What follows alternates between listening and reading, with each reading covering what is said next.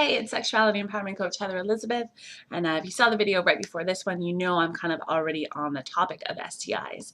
Last week we talked about how we decide what safer sex precautions we need to take, so I thought this week we would talk about how and when to disclose STI information.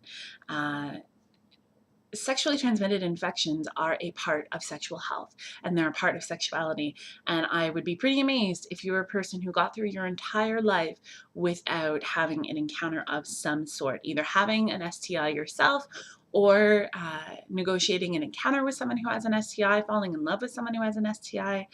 So I think this is really relevant information. And I understand the fears that come up around it, okay? I understand not knowing how the person will react to your disclosure is a scary thing. I understand that a lot of people view having a conversation about sexual health as something that will kill the moment, and how talking about sexual health really bucks up against this whole myth of silence is sexy, and the less you talk about sex, the better your sex will be, which I think is complete bullshit. I think the more we talk about sex, the more power we have in our sexuality, and the more we can relax in our encounters, knowing where we stand with our partners. But I get that it's a thing that people don't like to do. And then I also get rejection is a really scary thing, particularly if you're someone who lives with an STI, and STIs like HSV, herpes simplex virus, and HIV. They're lifelong, right? If you pick them up at any point in your life, those things aren't going away, and that becomes something you have to disclose. And sometimes people will reject you over that as a viable sexual partner for them, and that sucks. It's hurtful to be rejected based on your health status, right? But that, when you're someone who lives with an STI or even has an STI in passing, that becomes a part of how you need to evaluate partners and decide who's a good fit for you. Similar to your relationship with your family or your occupation or the way you feel about sports. These are all things that we evaluate in our partners all the time. If you're someone who doesn't have a strong relationship with their family and your partner wants to spend every second week with family, that might show an incompatibility between you two. If you're someone who lives with an STI and you're considering a partnership with someone who is absolutely freaked out by the concepts of sexually transmitted infections and refuses to educate themselves on risk practices and risk reduction practices, that's probably not a good fit for you as a partner. And frankly, it's better to know that up front than to be 8, 9, 10 months into a relationship, finally disclose and learn that your partner is going to reject you over that. I think the STI conversation is an absolutely paramountly important conversation, though. I think it's relevant to consent, because consent that's not informed consent isn't real consent. I think it's imperative as sexually active people to be able to talk about our sexual health and have frank discussions, so we understand what is going on in our body and our partner's bodies.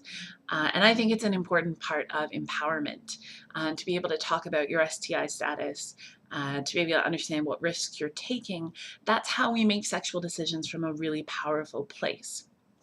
So when do you have the conversation about your STI status? I say as soon as necessary, if not before. And by necessary, I mean at any point that you're exposing your partner to an STI transmission risk. So holding hands is a zero risk for an STI transmission.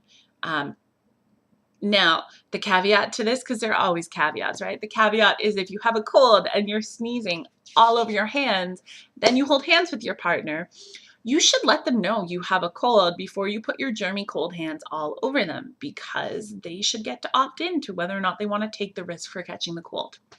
But normal health assumed, normal, that's the wrong word to use there. Optimal bill of health assumed, other than your STI status, then holding hands, touching, hugging, probably not going to be relevant, and no need to disclose, in my opinion.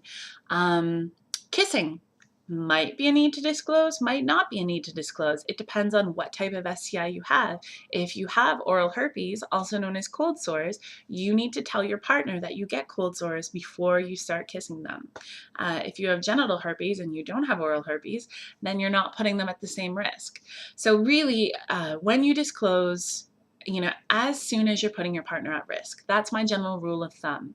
The caveats to this, number one being safety. If you fear a violent reaction from the person, I would recommend not disclosing and just getting away from them as soon as possible.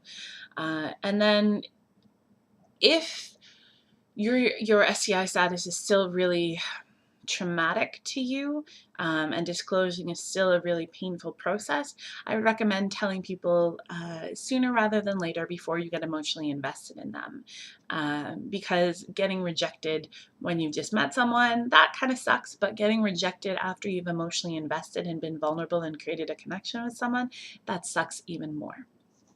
So, I'm someone who has an STI, for the record. I have genital herpes. I've had it for a decade now. It's a completely manageable and really not a big thing in my life. But when I say that I understand the fears around this, and I feel you on the rejection and the fear of how other people react, this is something I know intimately because it's how I practice. So I'm going to share with you my disclosure formula. It's really quick. I just flat out tell people, I'm like, heads up, I'm having a lot of fun doing this with you, but before you stick your hand down my pants, you need to know that I have genital herpes. Here's how I monitor this in myself. So that's my first thing. I disclose, and then I tell them what precautions I take. And depending on what STI you have, that's going to look different for a lot of people, right? So me, I practice, I've gotten used to being aware of my body and what it feels like when an infection's coming on. There are certain changes in my diet I've made. Some people choose to take medication, some people don't, but I disclose all the precautions I'm taking to my partners so that they understand that I have a good handle on my STI and my body and how that all mingles together. And then we talk about what precautions they can take. So we can use latex barriers, gloves, dental dams, condoms. We can keep things above the belt. If they want to take some time to think about things, that's fantastic. We'll just not touch my genitals tonight. That might mean I don't want to touch your genitals either. But this comes into the grander picture of negotiation. So, and then I say to them, what kind of questions do you have for me around this? So, heads up, I have STIX. Here's the precautions I take around that.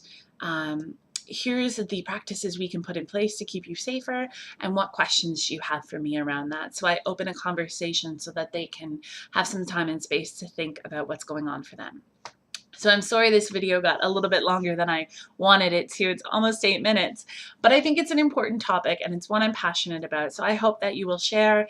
I hope that you will, have these kind of conversations in your own life and get some practice talking about them with your friends, with people you trust, with partners that you have, because the more you talk about this kind of stuff, the easier it gets, and it is such an important conversation to have.